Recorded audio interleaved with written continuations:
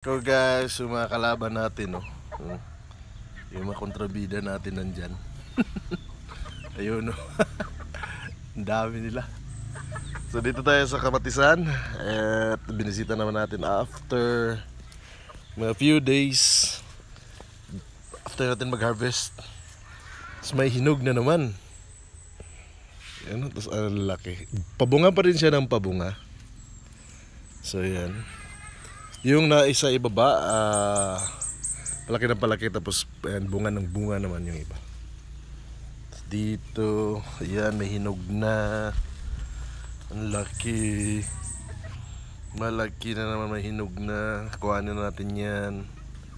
Andoon, ayan o. Dito, ang laki. Ayan o. Wow, tomato. So ayan. So pabunga, continue naman yung bunga niya.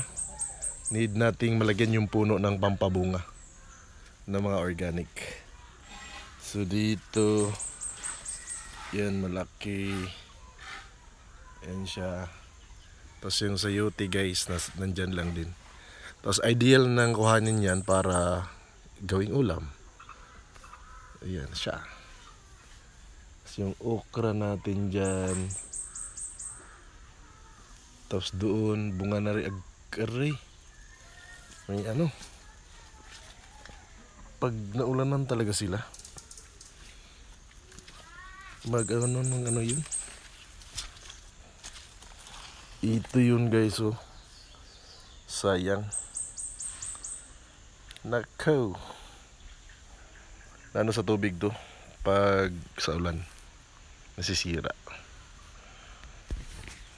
Sayang naman. Ibang klase ito, malalaki oh. Kakaano lang, umpisa pa lang ng bunga niyan. Ayan siya. So balik tayo dito ulit. Yan naman, ibang klase din yan siya. Yun. So for today's video, kasi nakababa tayo, visit naman tayo dito. Iba to, dito lang to sa sitio. Iba din yung ginawa namin garden doon sa bundok. Ayan. Saya. O kainin kaya natin to, kung matamis ba. Ito.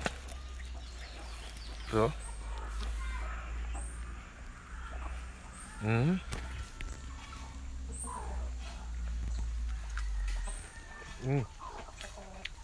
Tamis.